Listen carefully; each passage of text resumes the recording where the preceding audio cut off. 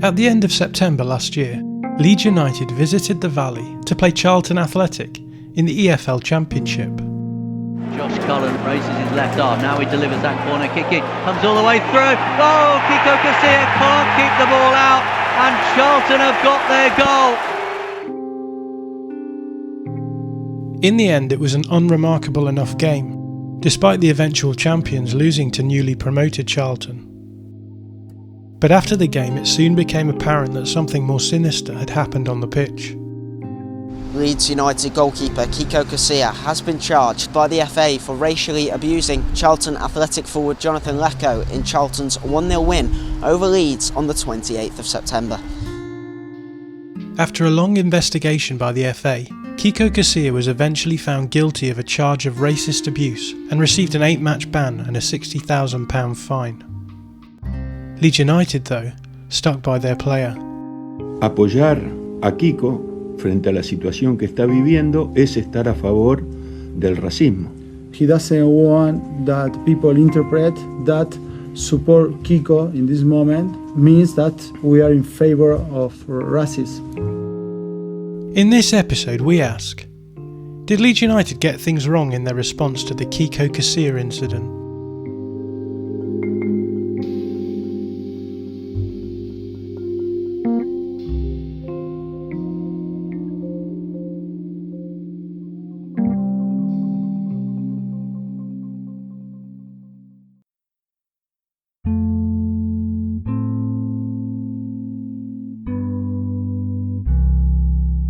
If you'd asked me several months ago, I'd have said it was highly likely that he would go in this window. Phil Hay covers Leeds United for The Athletic.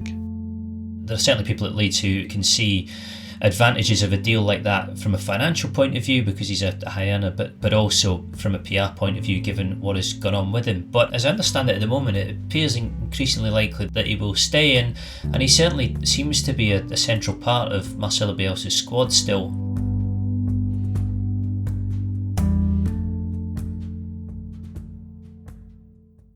Let's start right at the very beginning. When did you first realise that something had happened on the pitch during Leeds' away game against Charlton back in September last year? I was aware in the second half of the coming together between Casilla and Jonathan Lecco before the corner was taken that obviously led to the racism allegation and the charge that followed. But it would be wrong for me to pretend that I realised at that point that anything was particularly wrong or that anything serious had happened. The telltale sign for us was in the press conference afterwards when Macaulay Bonne came in, spoke for a while and then was asked at the end whether or not he thought that Leeds were a fair team, and this was asked more in relation to Spygate and what had gone on in the previous season under Bielsa. And Bonne said, I do think they're a fair team, although there was something that happened in the game today that will come out later that kind of makes me question that. And he wouldn't go into any detail. He was asked to expand. He didn't want to at the time. And it's the sort of thing from experience as a journalist that rings a bell and makes you assume that that is more than just a throwaway remark, that something relatively serious must have happened. From that point on, from about 6 o'clock on the evening of the game, you were waiting for more details to come because you knew something was developing and you knew that there would be more to it. At that point, what details were given of the incident? Well, within about an hour of the game, both me and a colleague of mine at The Athletic had been made aware of the fact that there was an allegation of racism. We were made aware of what Casilla was alleged to have said and the precise details of it, although at the time neither club would confirm, neither club would comment, and I think in the case of Charlton in particular, we were in this odd situation where one of the players had let the cat out the bag in the way that he had, but the club themselves were saying nothing and were refusing to comment, and it was a difficult story to handle. It was a difficult story to run without any proper corroboration for obvious reasons. There were implications for Casilla's reputation right at the start at that point, and it's the sort of story that you need to get right and that needs to be accurate. I came home from London on the train that night on the Saturday, and I spoke to my desk that evening, and I said to them at the time, I have a strong feeling now that this is going to develop into an allegation of racism. And within 2 or 3 days, the story came out, that blew up, and things became a lot clearer. How did Charlton Athletic respond to this situation? Charlton's reaction I found strange. I don't think it would have been the club's intention for Macaulay Bonne to have said what he said or to have said it in the way that he did, that kind of cryptic description of something that left us all guessing a lot of us were able to read between the lines or suspected what he was getting at, but because it was so vague, it kind of left this vacuum of information where everybody was asking but not getting much in the way of answers. And I was in touch with Charlton on the Saturday evening and again on the Sunday and the Monday, and getting very little in response. There was kind of silence from that end, and equally from the Leeds end there was very little coming out. I think at that point they were waiting to see what Charlton were going to do. They were waiting to see whether or not either they or Lecco planned to formally complain about it. At that stage it was clear that it was going to show up in the referee's report, because the referee had been told by Bon what he had heard and what he alleged had happened on the pitch. But we had a period of about 48 to 72 hours where everybody kind of knew what was going on, but nobody involved, including the FA, seemed prepared to comment on it. And it took until the following Tuesday afternoon, for the story to run first in the Sun, and then for everybody to cut to the chase and admit that, there was an issue, there was a problem, and that the FA were going to have to investigate properly. And between early October 2019 and late February 2020, an FA panel ruled on the case. Why did it take so long? There was a lot of paperwork involved on Leeds' side. They amassed a big pile of character witness statements from former teammates of his, former managers like Rafael Benitez, people at his previous club, Real Madrid, goalkeeping coach Thomas Nkono, who'd worked at Espanyol, essentially trying to paint the picture of Casilla as somebody who, in his previous years and in a long career in football, had never had any issues in terms of racism, had never been accused of racism, had never been tarred with that brush at all. I think as well, in the lead up to Christmas, you'll remember that Leeds were in very good form, and Casilla himself, his form tailed off quite badly after Christmas and the New Year. There were a lot of mistakes in his game. Oh, a slip from Casilla! Oh, a dreadful mistake from Leeds United! That's how it's gone for them recently. Saeed Benrahma with an absolute gift for Brentford. But in that period, he was a pretty stable presence behind the defence. And I think the feeling at Leeds was that as much as they were going to have to deal with the case, it wouldn't necessarily be a bad thing for them if the case ran on a little further and potentially into the January transfer window, so that if they found that they lost Casilla to a lengthy ban, and it went without saying that if Casilla was found guilty of the racism charge, that he would be hit with a lengthy ban, then they'd be in a better position to react to that in a competitive sense. They had Dylan Meslier, who they rated on the bench, but he was young, he was new to England. There was no guarantee that he was necessarily going to be perfectly suited to coming into the first team. So I didn't get the feeling from the start that anybody was rushing this particularly. I didn't get the sense that the FA even were particularly rushing the case. I think Lecco and Charlton and West Brom wanted to see it to be expedited, wanted it to be handled more quickly than it was. But in general, up until kind of January time, I didn't hear too much complaining about that. I think everybody accepted that because of how serious the allegation was, that time needed to be taken to give everybody a chance to get the ducks in a row. And the FA's initial judgment came out on Friday the 28th of this year. Could you summarise the judgment? Where the FA potentially went wrong with this was that they announced Casilla's ban late on the Friday evening before the game away at Hull City. And as it happened, and I don't think this is a coincidence, Leeds were due to be wearing Kick It Out t-shirts at Hull, which they did. And there were obviously implications of Casilla being photographed in a t-shirt like that at the time when all this was going on, and particularly because a decision on the case had been made. Where I think the mistake came was that the written reasons for the case were not published until 2 or 3 days later. In fact, I think it was Wednesday of the following week when they were released by the FA. So what you had initially was this ban taking hold on a Friday night, less than 24 hours before the game was due to start, and no real detail as to why he'd been found guilty. And I think that created this initial frustration, certainly amongst the supporters at Leeds, but with the club as well, that this had been dropped on them at late notice. But I think what would have absolutely helped to have given people a more rounded idea of what had gone on and how the judgment had been reached was if the written reasons had been released at the same time. So on the one hand, you had the basics of the 8-game ban and the £60,000 fine and the education course that Casilla would have to go on. But at the same time, you would have had in full detail, and it was very, very in-depth, an explanation for what had gone on, what had happened at the FA's hearing, why it was that they'd come to the conclusion that Lecco had been racially abused by Casilla. And in the period when we were without those written reasons, it was a vacuum of understanding that it was hard for anybody to draw a fair view on whether the decision was correct or whether it was right. At the point in time when the full written report came out, a lot was made of this phrase, the balance of probability. Could you explain that to us? FA hearings are more akin to civil court hearings, where cases tend to be decided on the strength of evidence but on the balance of probability, so essentially won or lost on the basis of who seems to present the better argument. If you go into a criminal court case, the burden of proof and the level of proof required is much, much higher. It's a higher bar that lawyers and solicitors have to work to, and that judges and juries will judge a case on. There's a contrast with the case of Fernando Forestieri, who a year or so earlier had been accused of racially abusing a player at Mansfield when he was playing for Sheffield Wednesday. It was a pre-season friendly. In that instance, Forestieri was taken to court. That became a criminal case. And the contrast with the Casilla incident is that at no stage was Casilla investigated in that way. It didn't go to court. There was never a criminal aspect to it. But Forestieri was cleared. The judge who heard the case essentially said, I suspect that he did say what he's accused of saying, but the evidence isn't strong enough, and on that basis, and minus the sufficient amount of proof, I can't find him guilty. I have to acquit him. The reason they do this is that they want to take racism allegations seriously. They want to create an environment where players who've been racially abused feel as if the cases are going to be heard, are going to be listened to, are going to be judged in a way where they get what they would see as some form of justice. And I think the FA wants to avoid a scenario where they're constantly kicking out these cases because they're setting such a high burden of proof that in a scenario where you have one man's word against another, it's almost impossible to say for certain one way or the other what has happened. So that's why they deal in the balance of probability, essentially because it isn't criminal proceedings and it is handled much more in a civil court manner. So what did the full report conclude happened on the pitch at the Valley? The report essentially concluded that the words that Macaulay Bonne said he heard, and I don't want to say them in full, but an effing N-word is what Casilla was accused of calling Lecco.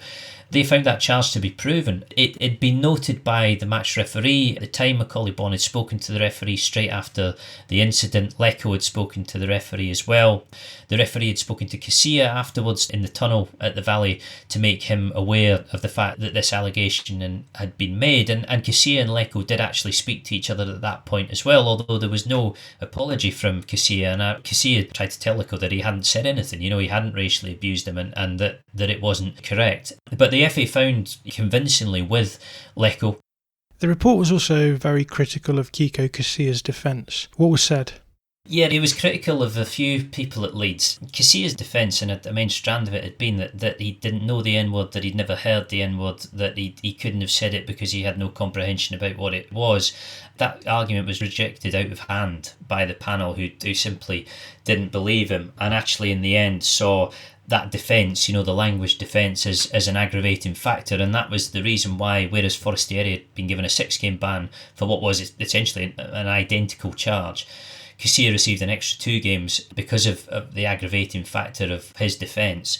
And in actual fact, the FA had pushed for it to be 10 games, but the panel were more lenient in that sense and gave him 8 instead.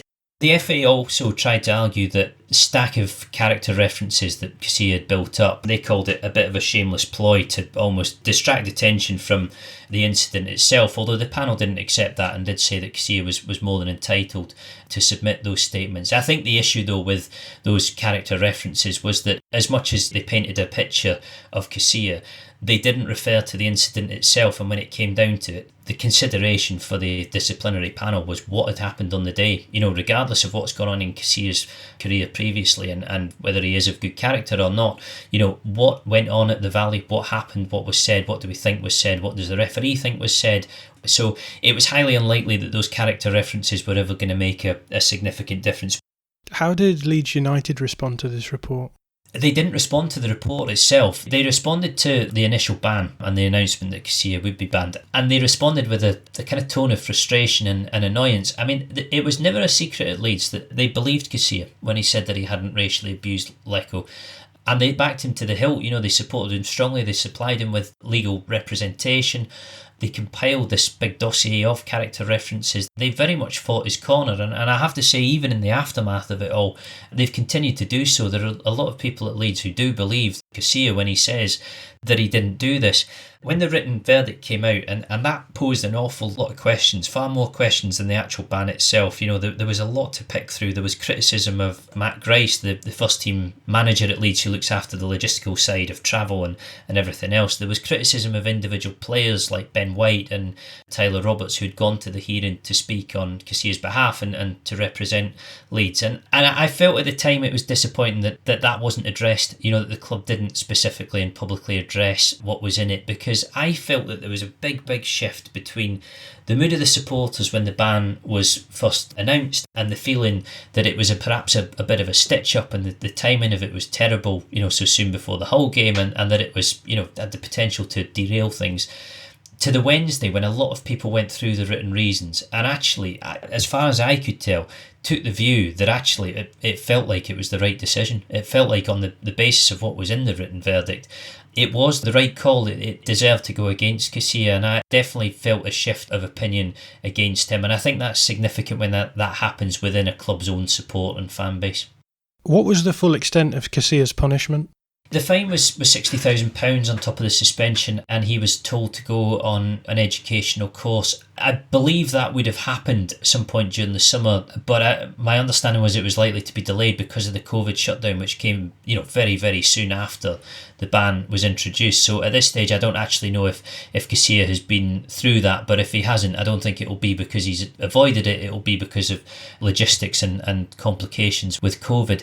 I was told at the time that there was a period at Leeds where he went without wages, but it has never been confirmed whether he was formally disciplined. It's never been confirmed if he was disciplined, what that involved. I mean, I have to say, I would have expected him to have been disciplined, regardless of the fact that Leeds supported him and believed in his innocence and believed his claim that he hadn't done it. The judgment did find against him, and the club didn't appeal against it. They didn't try to overturn the ruling. They didn't attempt to fight it when it was decided. So in those circumstances, it would seem right and proper that a player would be disciplined internally by the club. But Leeds have never spoken about it. They've never commented on that. So the honest answer is I don't know what disciplinary punishment he faced internally. All we know is what was meted out by the FA themselves.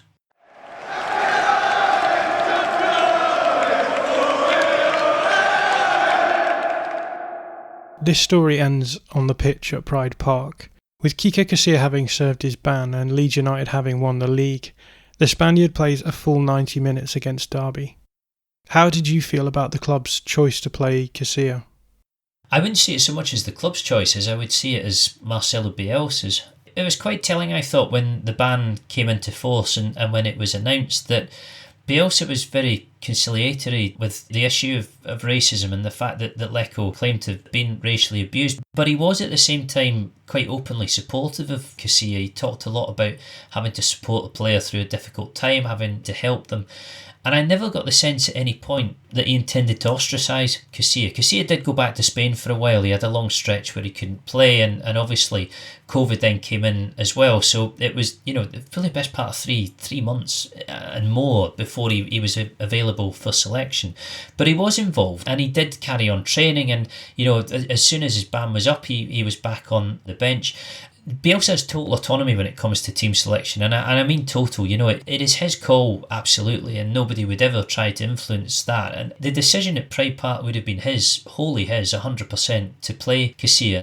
It was odd to see him in the team. It was odd to see him take a knee, and I don't think it's unacceptable that Casilla takes a knee, because the FA themselves said, we're not saying he's a racist, we are not accusing him of being a racist. What we're saying is that we believe he racially abused Jonathan Lecco. Now, some people might see it as the same thing, and they're entitled to do so, but I think the problem comes with the fact that there was never any explanation on the club's part. There was never really any contrition about the fact that Lecco had been put in this situation, and about the fact that the written reasons had gone against Casilla in the way that they did. So I have to say, not too much was made of it at Pride Park, because obviously it came in the midst of big title celebrations and everything else, and it was always gonna get swept aside by that. But it was kind of odd to see him back in the team, and it still feels like, for a lot of people outside of the club, I still feel like that issue is kind of lingering.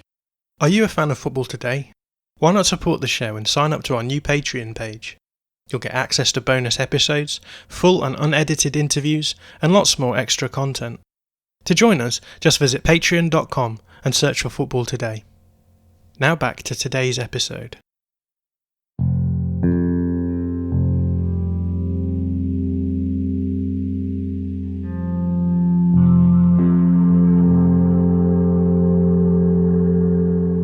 Looking back with hindsight, how do you view the way that Leeds United dealt with the Kiko Casilla incident? I think right up until the verdict, they were entitled to deal with it as they did. I mean, he denied the charge. He was adamant every time they spoke to him that he hadn't done it and that he was innocent. And I think in those circumstances, minus any compelling evidence to the contrary, it's extremely difficult for a club to disbelieve the player or to contradict what he's saying. I think they were always going to support him and they were always going to fight his corner in that case. And I have seen previously where allegations like that have come to nothing or have been rejected, most notably Giuseppe Belushi, who was accused of racially abusing Cameron Jerome at Norwich in 2014. You know, Belushi won that case and argued successfully that he hadn't racially abused him. I think my frustration and my disappointment was what came after the written reasons. I did feel like it would have been appropriate to have shown some contrition. It was impossible to expect Casilla to apologise because Casilla maintains his innocence, he maintains that he didn't do it, and I think anyone who expects in those circumstances him to apologise is probably being unrealistic. But I think it would have been a good thing for the club to have said it at the very least. Look, he does deny it, he continues to deny it, and we supported him on that basis. But we've read the written reasons, we accept the written reasons, we see that they go against him, and you know, we are sorry that Jonathan Lecco has had to go through this. You know, we do feel, you know, sympathy for him, we do sympathise with the fact that this has happened. I think that would have been a good way of just drawing a line at the end of it.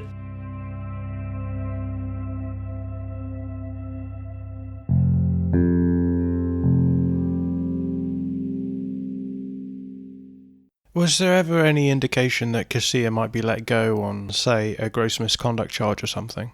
No, and I don't think that would have been applicable. Players' contracts are always very, very watertight. They're protected in a lot of circumstances, and it is important, again, just to say that this was never a criminal case. You know, there were never criminal proceedings against Casilla. He was never found guilty in court. That would have been a different scenario altogether. You know, as serious as it is and as important as it is, this is still an FA disciplinary process. It isn't a legal matter.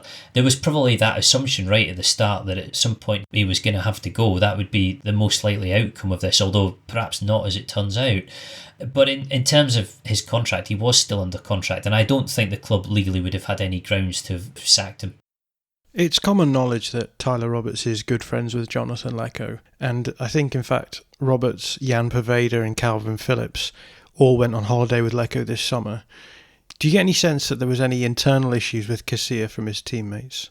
No, I really didn't, and I still don't. And I think if there was, it would be impossible for Leeds to proceed with Casilla in the squad. You know, I just think if there was a major issue there, then it would have an unsettling effect and it would be unhealthy, and you wouldn't be able to persist with him in the team or in the camp.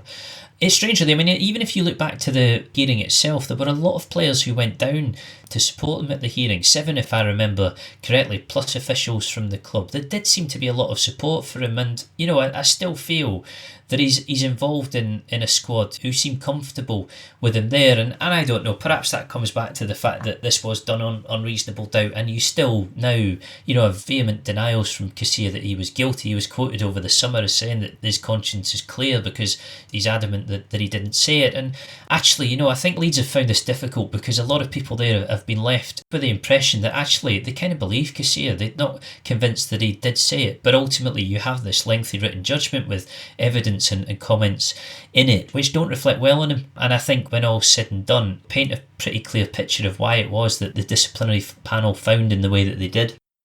Our lives matter, Black lives matter.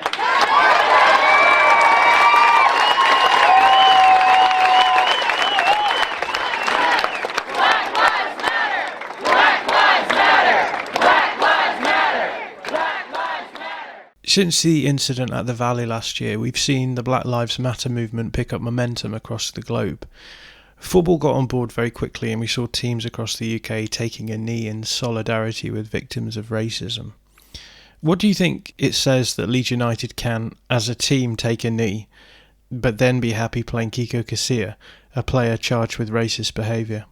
It does feel like a juxtaposition. There's no question about that, although I'm very much of the view that second chances are valid and that people can be reformed and that, you know, in these circumstances people do need support as much as they need condemnation, without any question. Again, where it comes back to, for me, has just been the absence of any contrition or anything resembling an apology. It does feel as if it's all gone very quiet. It felt to an extent like a lot of it had been brushed under the carpet after it happened. So it doesn't look great and it doesn't look good. I think most of us would probably agree that to some extent reforming people and helping people in these circumstances is probably a better idea than ostracising them completely, although I am on the side of people who think in the longer term and in the grand scheme it would probably be better for Leeds if Casilla was elsewhere. I'm just glad it's over now. I think at the time I was annoyed at how long it took to get dealt with. The Leeds United side, have you heard anything from them, from any official from there? No, nothing. Does that surprise you? I thought I would get an apology or something, but... Would you welcome something from Leeds or even welcome a chat with Casilla? Would you want to talk it over with him at all? No, I wouldn't want to do that, no. The person who has suffered the most here is obviously Jonathan Lecco. What do you think it says that victims of perceived racial abuse have to go through this process to get a ruling? Well, I know from Lecco's comments that he was frustrated by the levels of support that he had from the PFA and others. I know there was frustration, on his part about the length of time it took to sort out. I think the one thing I would say in terms of whether the FA deal with these things seriously is that Casilla was banned for 8 games. The FA wanted him to be banned for 10. They did take the case on, they did fight it and they did charge and ultimately suspend Casilla for something close to the period of time they were looking for. To a degree, it does tell you that they will deal with these cases and they will quite happily fight the corner of players who claim to have been racially abused or have been racially abused. I think what is deeply unfortunate, and this goes wider than clubs and the FA, and it starts to seep into the whole issue of social media, is that it does expose a player like Lecco to criticism and abuse. It's the partisan side of things that always seems to come out, and that was an really, really unfortunate aspect of it. That again, I would say though that once the written reasons did come out, I felt that there was a very big swing of sympathy towards Lecco. Where do the fans fit into all this? It's all well and good the club backing Casilla, but it doesn't seem as though necessarily that the fans will feel as though that's the best approach here. I think a lot of the supporters came out of this with a lot of credit, particularly once the written reasons were released, because people seem to read them very soberly and actually with quite a neutral head on. There will be people who don't accept it, and I have to say, given that it's balance of probability, people are entitled to take their own view on what's in there. I took the view that I thought the decision was right. I thought on the basis of the evidence the FA were correct in finding against Casilla, but it did impress me that in what is very, very partisan world these days, that a lot of people were able to go through it and took the time to read what was a long document and to reach the end of it and say, regardless of whether he's a Leeds player and regardless of the impact on us as a team or competitively, this isn't good, and this isn't acceptable, and this doesn't read in a way that makes you want to support Casilla or to believe him.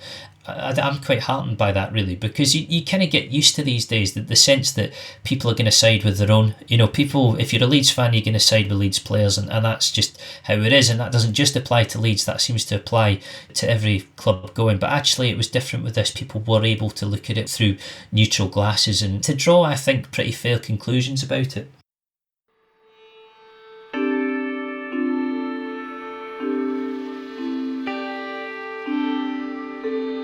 Do you get the sense that anyone at the club has any regret over what happened? I think so. I think there is some regret about how the hearing was handled, what was said down there, some of the answers that were given. I think everybody knows that it's been an intensely awkward situation, and I think they know that from a PR point of view they didn't come out well from this. Casilla certainly didn't, but this takes us back to the sort of confusion at Leeds of the feeling in their heads that actually they still believe Casilla. They've spoken to him at length. They still think that he didn't do it, or at least they're inclined to believe what he's telling them. But again, when you have the written evidence in front of you and when you have a verdict like that which seems so damning, it's hard to maintain that argument, and it's hard to do so with much credibility or to expect much support on the outside for that. So I do suspect that they'll regret in some ways the way that this has gone.